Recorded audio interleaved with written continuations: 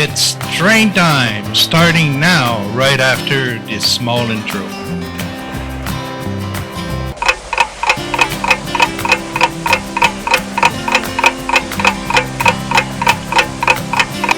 In compliance with COPA, this video is not for children under the age of 14.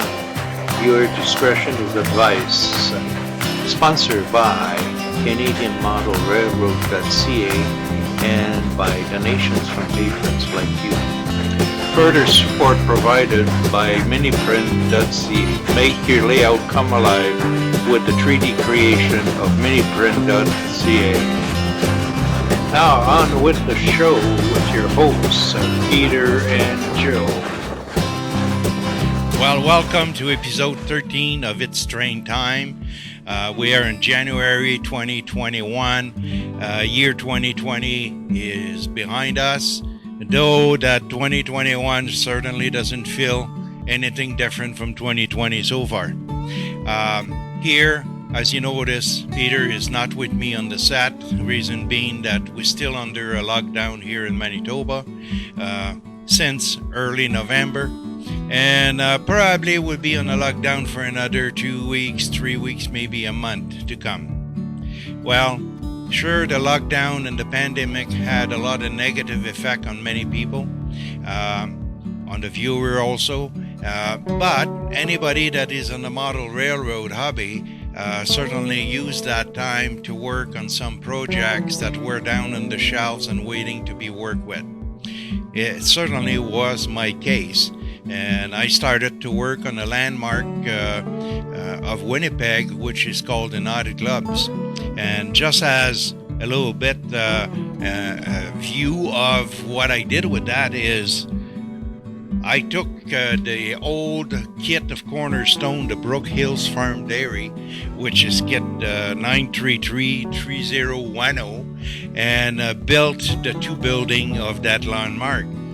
First, I removed these two walls where you got the tower that access the roof for the second building, which Nutty Club has an access to the roof exactly the same way. I took the two other walls to do the main buildings and built with styrene styrenes the two walls that I had to remove and do the foundation and so on.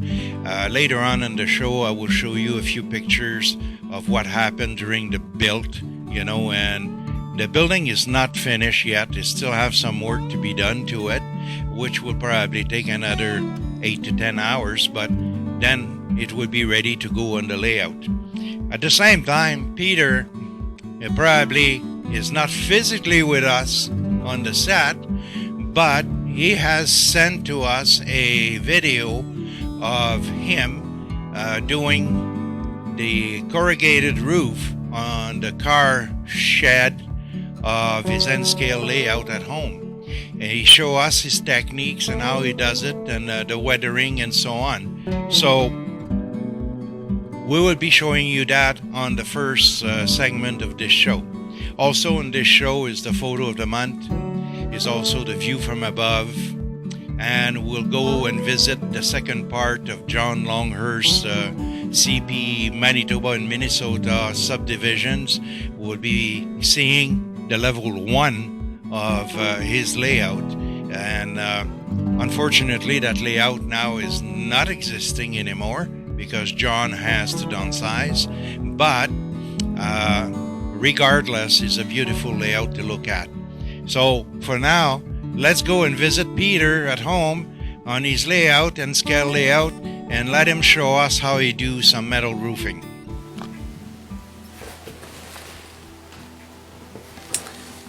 So what I'm doing here is I'm re-roofing my car repair shop. And here you can see this is the regular plastic roof, and this is with the new metal sheeting on it. And what the metal sheeting is the furnace tape that you use for sealing your ductwork. And what I do is I take a piece of this and I will put it in there, and then I work it with my dental tool so that I get all of the impressions from the old plastic roof coming through on the new metal roof. Once the metal roof is all finished, by using that process, I'll trim all of the excess off the edges, and then we'll go into weathering the new metal roof using, I haven't quite decided whether I'm going to go with a flat grayish type of thing, or whether I'm going to go with a more metallic copper type roof. So we'll get into that later, but that's the process that I'm doing in order to re-roof my car shop as a metal roof as opposed to just the plain plastic.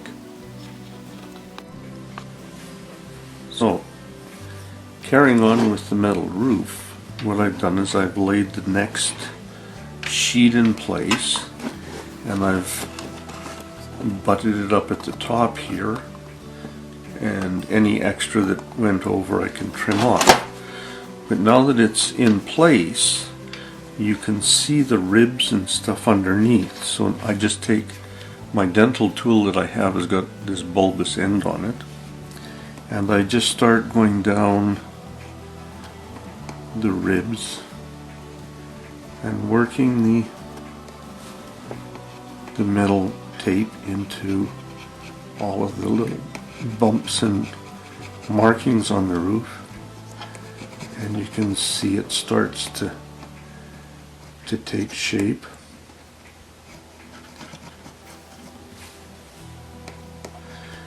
And this is an N-scale building because my home layout is N-scale. When we're talking in terms of CMR on the podcast, that is the HO layout, but my home layout is N-scale. So I just work all of these ribs with my little tool and make sure I get it all pressed in, and I do that all the way along this whole panel so that you end up with the roof looking like this. So that's kind of the next phase. I still have all of this roof to do, and we'll do that using the same process. So I'm just going to turn this a little bit that way because it's easier for me to work on. And as you can see, all of the little ribs and stuff on the plastic roof underneath, I just keep working with my dental tool to make sure that all of the tape, and it doesn't matter if you've got I had a bit of a blemish here in the tape, but when I laid it out and press it into place, it all falls into place very nicely. And you just keep working this with the dental tool, and I will do that all the way along for each section of roof, and this aluminum duct tape, metal tape is wonderful. I use it for making corrugated roofs as well. I press the tape onto a styrene sheet that is corrugated roof, and then make that impression from the styrene roof into the metal tape, and I've got a corrugated roof, and or corrugated sheets I can use. I've made culverts. So this is the process that I use when I'm converting just a plain plastic roof to a sheeted metal roof. If I was doing a corrugated roof, I would use the styrene to create the tape in a corrugated looking sheet, and then I would lay the individual corrugated sheets on the roof. But since this has a nice feature underneath, I can just scrub it with the dental tool, and it all comes through onto the metal tape.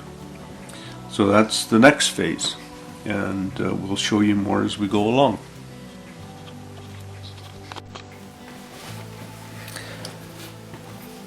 So now carrying on with our roof on our car shop, what I've done, now that I've got all of the metal applied, I've painted the whole roof with a gray, and it's just the acrylic craft paint gray to give it an undercoat. And then once that undercoat dried, I used again a craft, and this is metallic bronze color to give the metal roof kind of a copper bronze coloring. And I've just left this one spot open to show in the video what the kind of steps were in getting to this point. So I'm going to finish that off. So earlier we saw the application of the metal tape and working all of the detail, and once that was finished, like I said, we used the gray to undercoat the whole roof, and now we'll finish off this last little bit, and you can see. And I don't worry too much. There's spots where the paint is kind of rubbed off maybe, and you still see some of the shiny metal tape underneath, and that's quite alright, because after all of this paint dries, we'll be coming back to this roof with our chalks to do some weathering on it. But this is the stages that I would go through in doing my metal roofs on any of my structures. So I'll just quickly finish this off, because I also want to show you, I'd mentioned earlier about making corrugated metal sheets, and I just wanted to do a brief show on what I do to get corrugated metal sheets using that same metal furnace duct tape. I found that it works so well, and it's so easy to work with that you can really do some nice work. So there's the roof finished as far as the bronze metallic paint. We'll have to let that all dry, and then I'll do another piece on weathering it with the chalks. So now what I'm going to do is just slide this over into place, and I have two samples here of corrugated metal roofs that I've done. That's already kind of weathered.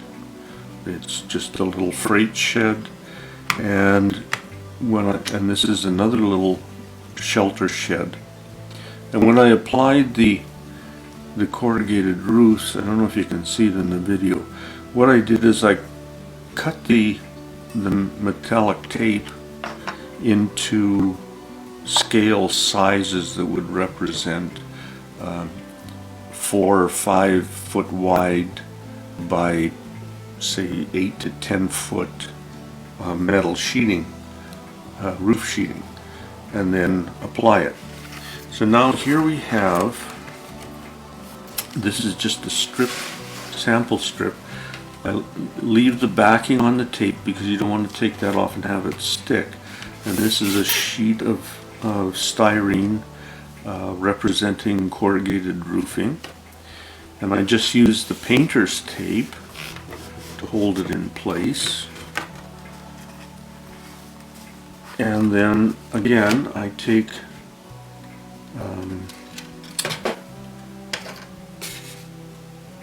my tool, which I've misplaced,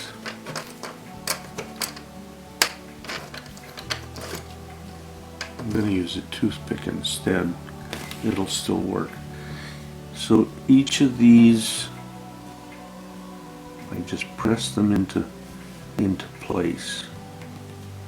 And I'm just starting in the middle of the sheet to demonstrate what I do. So I go over to the next valley and I work that in. And then I go over to the next valley and I work that in. And I usually use dental tools for this because I have a variety of different dental tools that work very well. Like I said, for some reason I misplaced it, so I'm using a toothpick instead. But you can see as I go along, you get the ribbing into the tape, and I just keep working it back and forth and get it all. And you see there's a flaw in the tape here. I don't worry about those flaws because I'm going to come along and just keep on working those grooves. And there you see the flaw that was in the tape has basically disappeared. So now once you get that corrugated, you can do the whole sheet, and then you can cut it into whatever scale sections you need. And it doesn't matter what scale you're working in, whether it's, I'm working for N scale because this is my home layout, but if you're working in HO or you're working in O scale or G scale even, I suppose, you can do the same thing and just do it to whatever scale you're working in. So that sheet would become my whole corrugated piece of metal roofing, and like I say, then I would cut it into scale sizes when I'm at the point of applying it. And the application is that you would just peel off the backing and attach it to your roof. So that's how these roofs were accomplished. So the next segment I will be back and we will do some chalking and weathering of the roof of my car shop.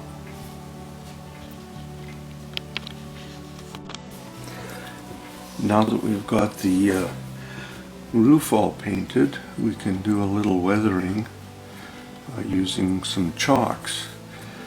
And when I first started using chalks, all I had was these artist's chalks, which I would use an X-Acto knife and shave stuff off and then apply it to whatever I was doing. I also have used these ordinary chalkboard chalks, and same thing. I've used the X-Acto knife to shave chalk off and then use it. I have since kind of graduated to the assorted colored chalks, and there's a wide variety of colors. Now with copper roofs and oxidization of copper, the copper tends to turn a greenish color. So I'm going to be using these green tones at first to see how it goes. And if any of you are married and your wife is throwing out all old makeup brushes, these are good to use as applicators. I also like to use, these are stiff brushes that are used for doing stenciling with paint. So they work as well.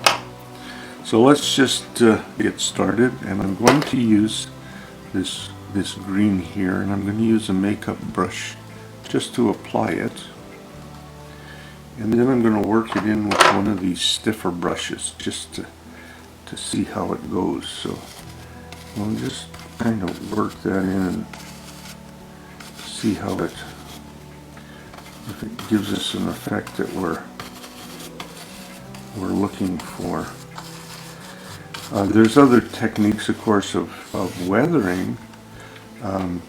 You can use things like isopropanol and India ink solution, very diluted, small amounts of India ink, and use that and do like drip running down the roofs from say some sort of oily type of say chimneys or whatever. So that's kind of the effect we're getting with that green. Now I'm going to do this whole side of the roof like that, just to show you how that goes. And then maybe on the ridge I'm going to use more of this this khaki green, and I'm applying it with the same brush. I can use the makeup brush, it doesn't really matter. So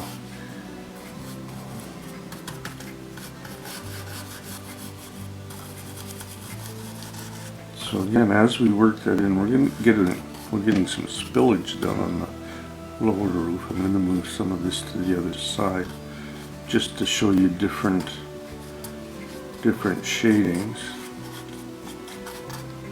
So we'll do this whole side in this green, and you see how I'm just going to brush some of this chalk off, this excess chalk off.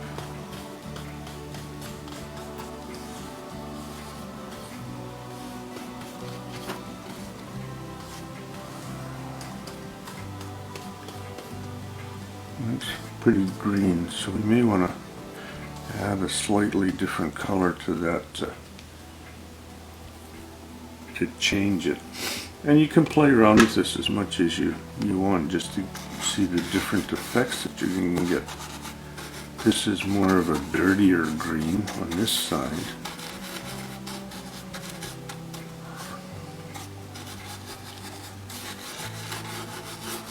Yeah, we just keep working it in. And what we're really trying to do is take that kind of sheen off of the metal clad roof so that it's not so gives it a dull effect.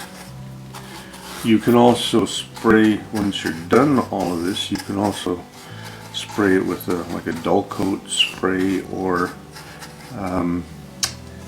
a satin spray. It doesn't have to be dull coat specifically, but a satin finish. The other thing is, like I do it right on the paint, because using that craft paint you get a bit of a tooth that the chalk will adhere to, but you can also do your dull coat first to give it a rough tooth type of thing, and then do the chalk. Once it's all said and done, most of my roofs I do like to seal with some kind of sealer, whether it's a dull coat or, like I say, a satin finish. So just to give a different effect here, I'm going to use my artist chalk and my X-Acto knife, and where the chimney is, I'm just going to scrape some black there. I'm going to take a different brush here. I'm going to work that in around where the chimney is, just to darken it up a little bit. I don't know how well that shows up on the video, but you do get, you have to work it in. Yeah, it's starting to, you see how you get a slightly different darkening to the roof, say where the chimneys are. We'll move down and do the same thing here.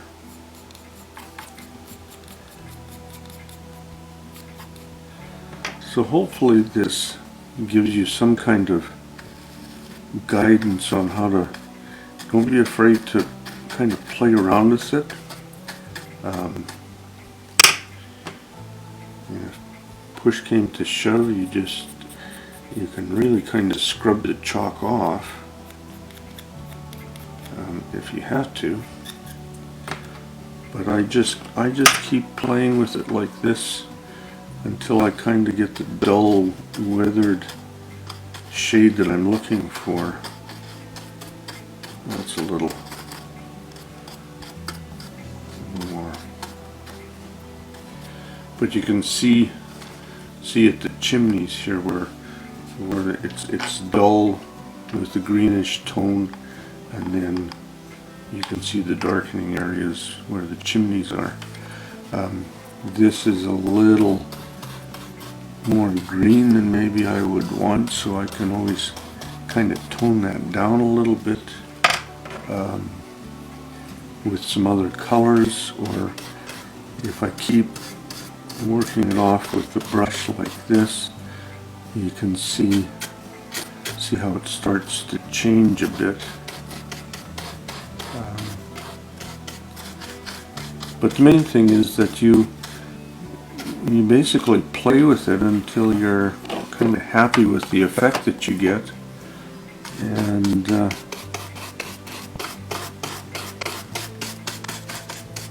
just move my tray out of the way so I'm not. See, this, by scrubbing it more, I'm taking more of the chalk off, and there you have a little different. It's not as green anymore, and like I said, your wife's old makeup brushes work well as well, if you want a more softer texture. So that's my chalking to weather roof. Two different sides. I of course will work on it more to get it to the point where I'm really happy with it. This is probably more of what I want, with a little more green in it, maybe not as much green as this. So there you have it. That's using chalks to weather your roof, and like I say, take the sheen off of the metal, even though it's painted with a flat paint. So experiment, have fun, and enjoy your modeling. On the downside of the roof, where the chimneys are, you can use a couple of techniques. You can use an isopropanol India ink solution, very little India ink, and but because we're doing the chalks, I've done this side with my black artist chalk by shaving some black onto the downside of the roof, and then I work it in with my small brush to get the darkness effect that I want, and then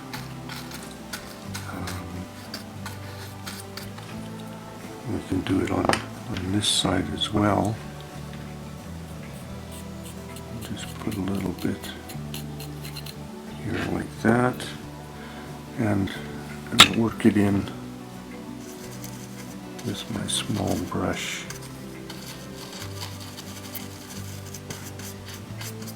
Now you can do that on other spots of the roof just to give some darkening effect as well, but that's how you do that for the chimneys. And then everything, once it's finished, is sprayed with a dull coat or a satin finish spray. So that's using chalks to weather your roof. Well, Peter, that was a good job you did in there on that car shed, and I hope that the viewer have got some hint on how to do it at home with material that is readily available in about any hardware store or heating and cooling dealers. So now, after these commercial, let's go see the photo of the month. Ever wanted to take a nostalgic trip back to the steam era? Through the Window of a Train is the book for you. Or go back into history with the Memory of the Moonlight specials. Through the Window of a Train for $19.95, or Memory of the Moonlight specials for $21.95, or 4 limited time offers. You can get both books signed for only $39.95 plus shipping. Order now.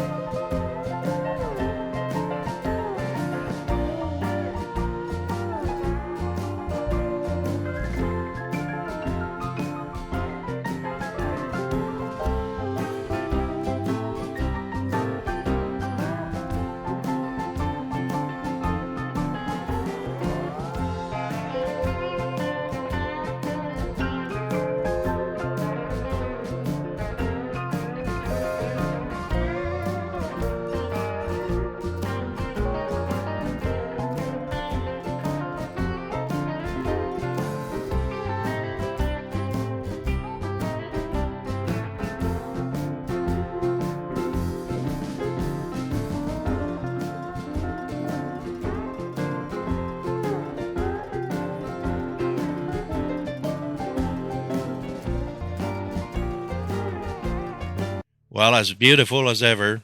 We got beautiful picture coming in there. Feel free to remember to post some pictures on our Facebook group, the Canadian Model Railroad, so that we can feature your pictures in our show. Now, we cannot have a show without having a view from above, courtesy of Dan Shettles. So let's go have a view from above.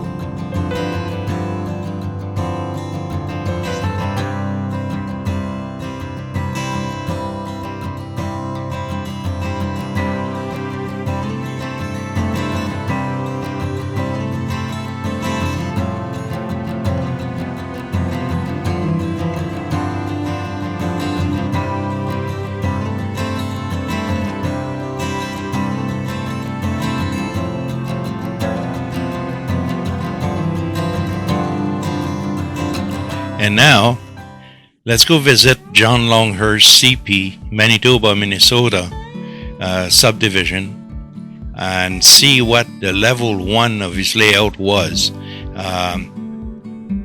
John is a very good modeler, has made some beautiful layouts. At this time, he's working on a small shelf layout, because restriction in space. But nevertheless, the CP Manitoba and Minnesota subdivision layout was a beautiful piece to visit.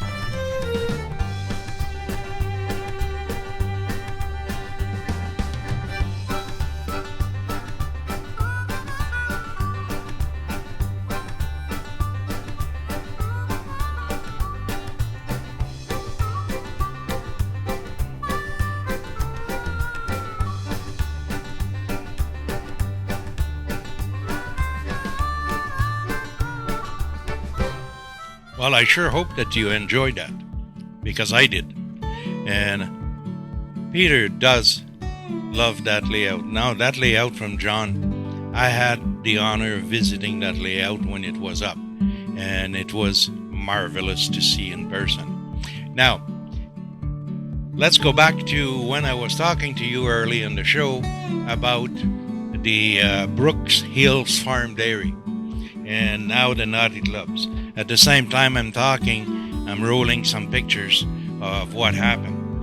The original building of the Nutty Clubs does not have the corner pieces with the bricks like you see on the photo. But the Brook Hill does have some. So I had to add those on each of the corner so that the building had some symmetry. The bottom of the building on the Brook Hills do not have an extended foundations where the basement window are totally recessed on the inside. So with 2 pieces of styrenes, I extruded the foundations all around the buildings. The connection in between the 2 buildings, as you will see a little later through the photo, that is scratch built, and it's there in between the 2 buildings. What is missing right now is the fire escape, and is on the real building is 4 of them. On this one would probably be 2, maybe 3 of them. I also have left to do on that building is the lighting on the inside of the building, and also doing the electrical piping on the outside, some weathering on the signage. The signage is done using Coral. Coral a student suite X6, and I was fortunate to have the old labels or stencil that had been designed quite a few years ago. We'll say probably about 7 years ago or so, because at the club in Selkirk we had the Candy Clubs, which technically was the Nutty Club, but because we were having people coming in and visiting the club, we didn't feel that we could use the name Nutty Clubs because of copyrights. Though on a personal layout is no problem. So the Nutty Clubs here is like it is in Winnipeg, with all these decals and so on, and being redone, the decals being redone, saying Nutty Clubs and all the other thing that it says, instead of Candy Club. And it will be features right at the start of the portion that cover Winnipeg in our layout upstairs. Behind that, we will see the main artery of Winnipeg, which is Portage and Main, to be built. So it's an interesting build because 4 of the wall have to be totally scratch built to accommodate that building, and a few details in there had to be worked out so that it looked like the real one, the one that is existing, that's still there. The duck that you see in there is a scratch built,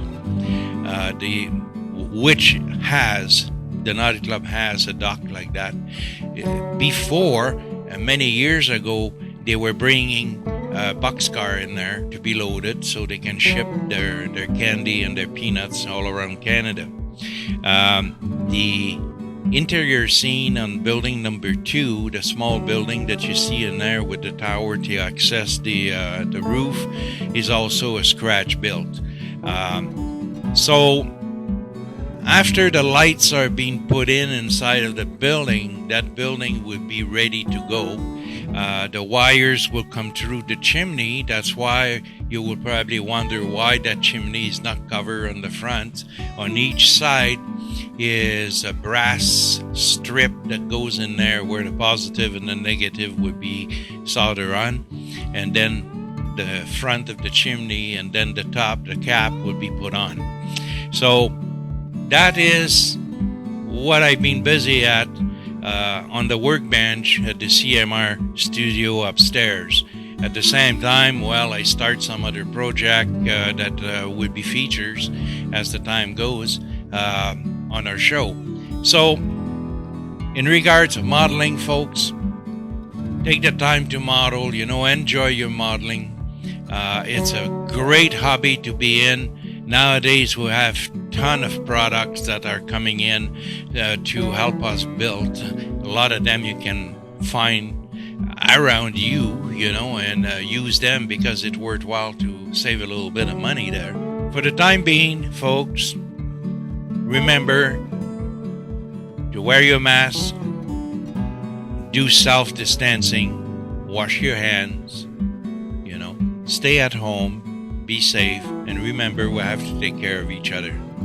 So till next time, happy modeling, and we'll see you in episode 14.